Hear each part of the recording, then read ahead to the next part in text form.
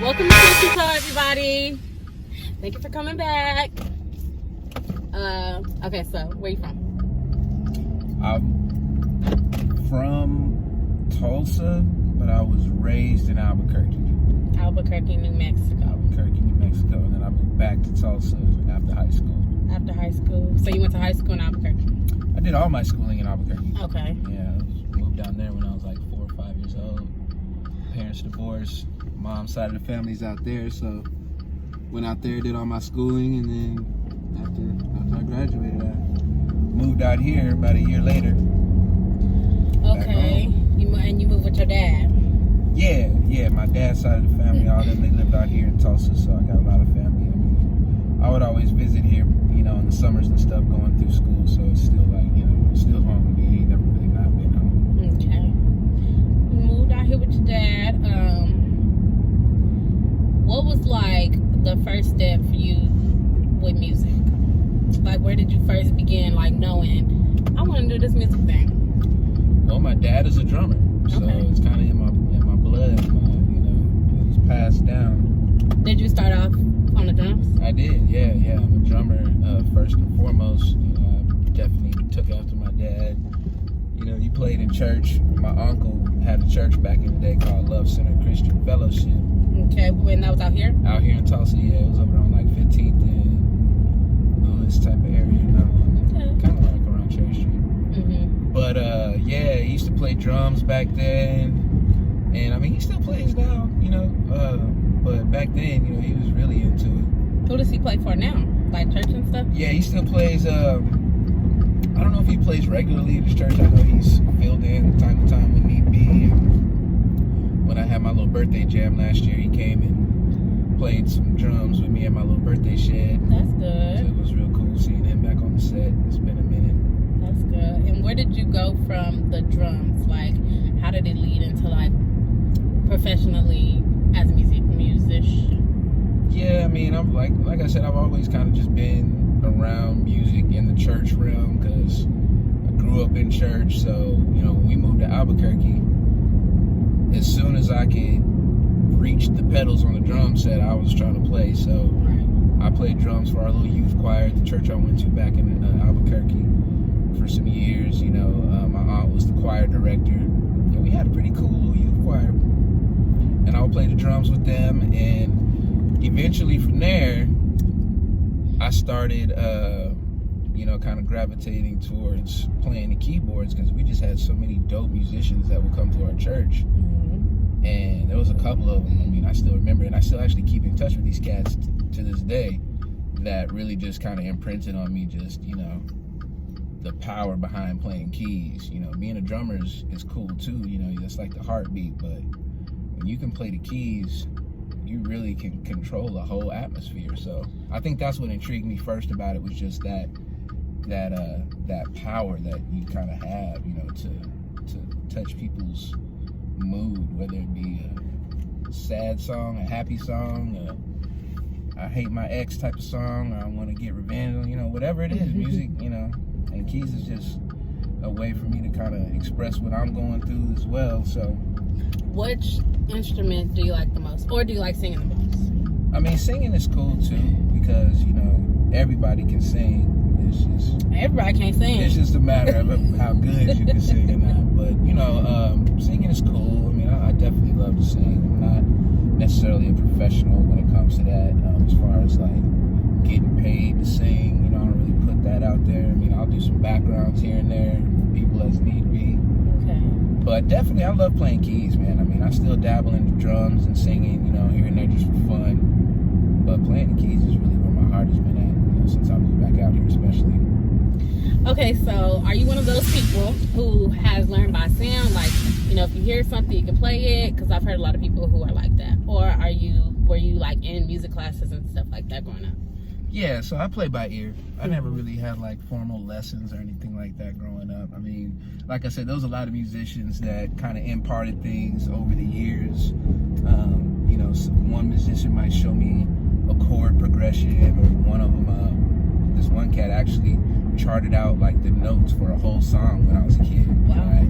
all I had to do was learn what all the keys are on the keyboard, and I could just figure it out that way. He made it real simple to kind of understand, you know, the mechanics of playing. So little stuff like that definitely helped along the way. But I mean, I really rely on my ear even to this day to play. You know, if I can't hear myself, it can kind of be a little bit of a hindrance, you know, because I play by ear. You know? I mean, I can still play without it, but that's just where my comfort zone, I guess you could say, is at. Have you learned to read music? Not sheet music, no.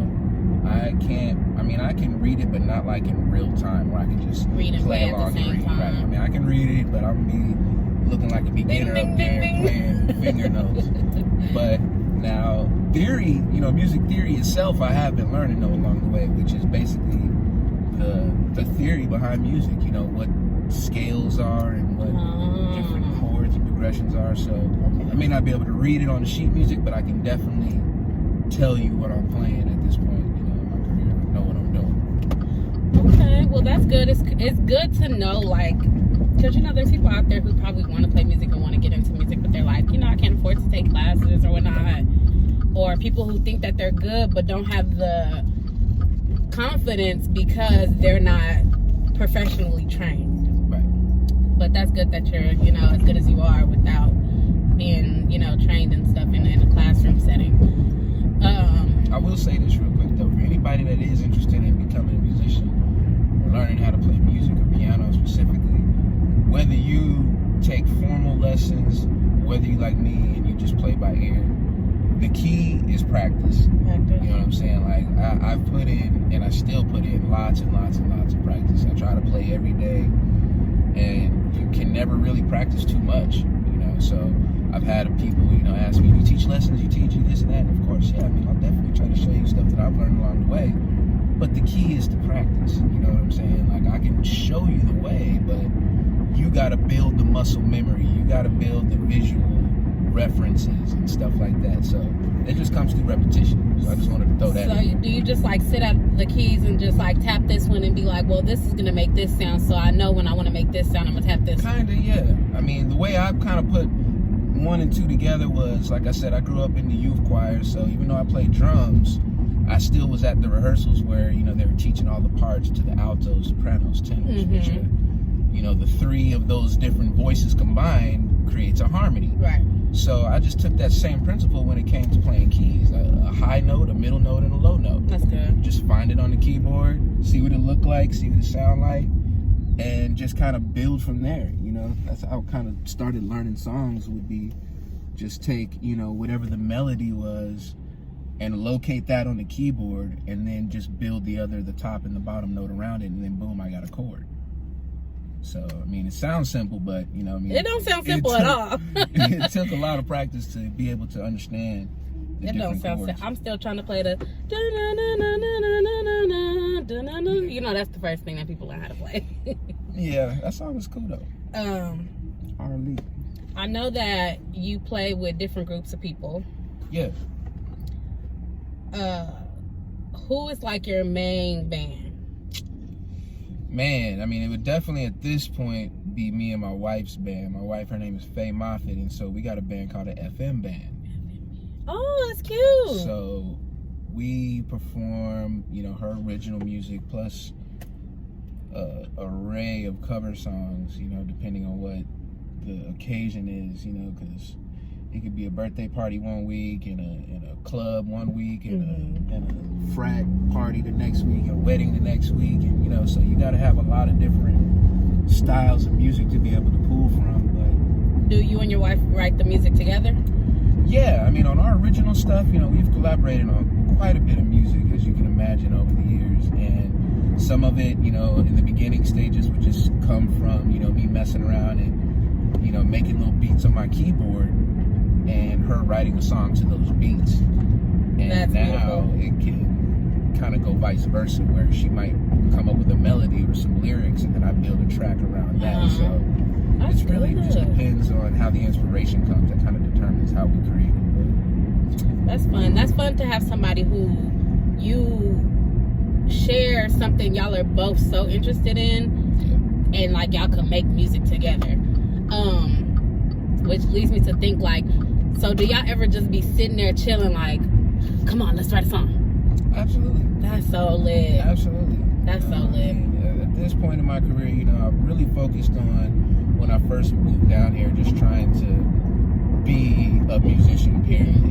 Just trying to be one of these cats I'm seeing up here on stage playing with a band and with a group or whatever the case may be. Like, I just wanted to do that. Right. So I made myself, and I still am pretty available. I mean, I kind of gig with the same core group of musicians at this point, but earlier in my career, I would play for any and everybody that needed to keep on going. Right. Just give me something to learn, something to try to, open my eyes to more and more music. And that's really how I got hip to it. Just a lot of music was just playing with different people. You get a variety of different stuff. Learning different styles. Different genres of music. So that was crucial for me earlier on, to just build up a real good repertoire of different styles, and songs. So that's good to know. I know that, like, speaking of different genres, I know you said you play at church and then you play with your wife. What's like the main? I know it's probably not even a main. It's just like, you do everything. So, but what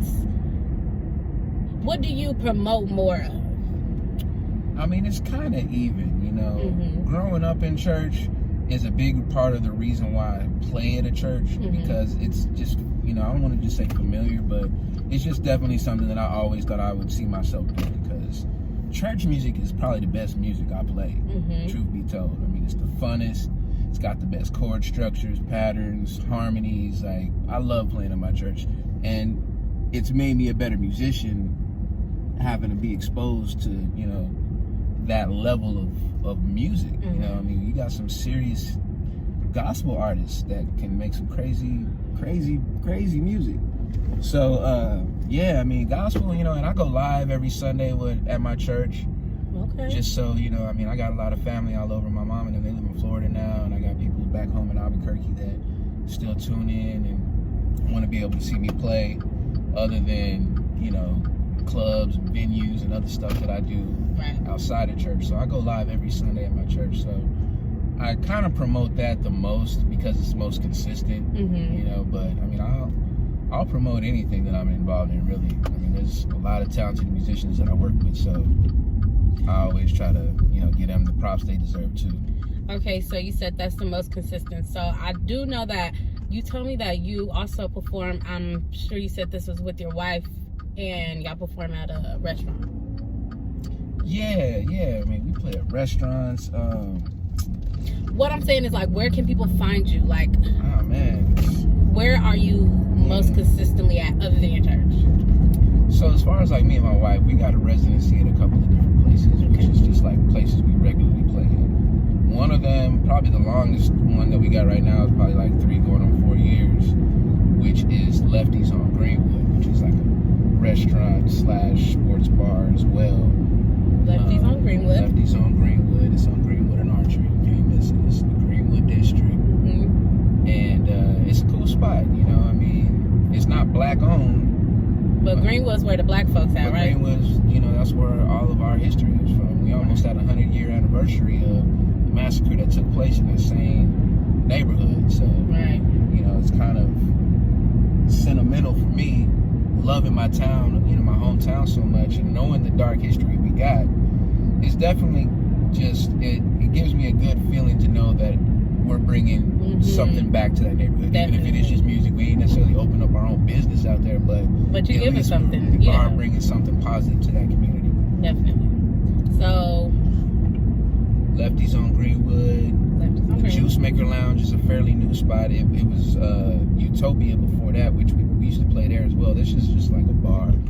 But the Juice Maker Lounge, which is what it is now, is more of like a musician's and artist lounge. That's good. So it's kind of like a room where people can come in and they'll have open jam nights, or they'll have specific concerts, I guess you could say, for local artists. They'll even bring in some famous people as well. Because the owner, one of the owners, Tory Ruffin, he still plays with Morris Day and the Time. Wow. As of right now, I think he's overseas playing with him. I just seen him posting some pictures from some tropical location, but they're musicians, basically, is what I'm trying to say. So they keep all the music and instruments and mics and everything already set up in there. Oh, that's good. You just got to show up and play. So I love that spot. Where else do we play at regularly? We was playing at the casino for a while, but the casino is kind of tight on their bread. They don't really want to. They're not trying to negotiate. They ain't trying to pay consistent as we were, bringing a decent crowd. They don't want to bring up no more money, so we kind of stopped because it was working us hard up there. But White folks.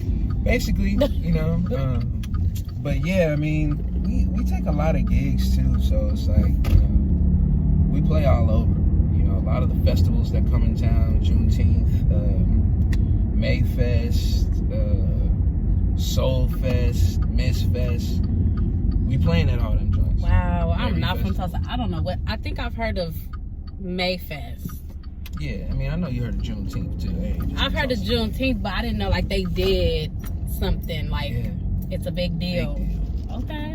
We opened up for Jody Watley and the Whispers last year. The year before that was Sheila E. and Morris Day. I think I went to that. I went to that because I heard Sheila E. was playing. I was late, so I didn't see her. Soul Fest we did opened up for Lakewood Music Soul Child. Ooh, supposed to be bringing the people. Where do I be? Yeah, man. We opened up for Kareem Bailey Ray and Andre Day at the Brady Theater. Okay. So it's been a lot of opportunities that we've had through music, and this is just with my wife's band. This ain't even including some of the other bands that I play with that are doing big things out here too. Shout out to Brand J, shout out to Verse and the Vapors, shout out to the Full Flavor Kings. Okay.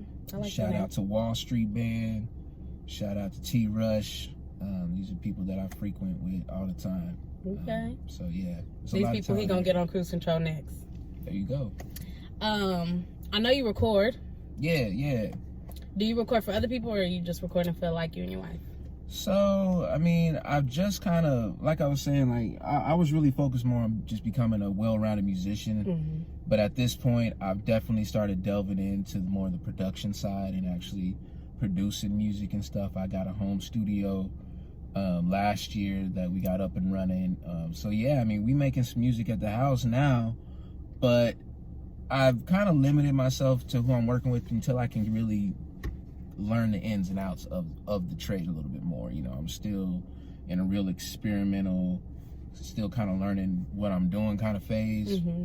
But I still collaborate with people, I mean, there's been a few different artists, some of the names I just mentioned, that some of the original music that we've written, parts I've recorded, at my studio at home, and then been able to send it to them to get mixed and mastered at whatever other studio they be working with. So I've been able to definitely take advantage of having a home studio to help bring in another source of income, as well as have the middleman taken out from needing to record and stuff. I don't gotta go try to book studio time at another studio. Yeah, you can do it yourself. Like that. We can just do it at home. But it's just a matter of learning what you're doing so that the quality still sounds professional. To perfect it. So I'm still perfecting that.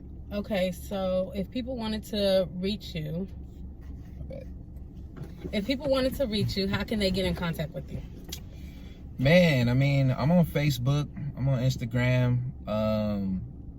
I get a lot of contacts through social media for business related stuff, which that's really what I prefer it for.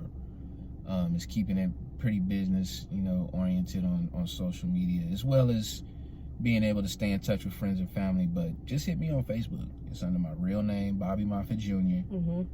And I'm always on it, so I'm gonna get your message. Are you always promoting your events that you're playing at?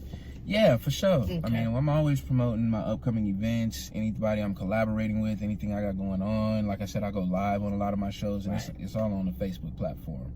Okay. So just get at me on Facebook. Alrighty, thank you, Bobby. Yeah, for sure. Thank you for having me. Well, thank you for coming to my cruise control. Yeah, thanks for having me. All right, okay. Thank you so much. Thank you all for coming to watch.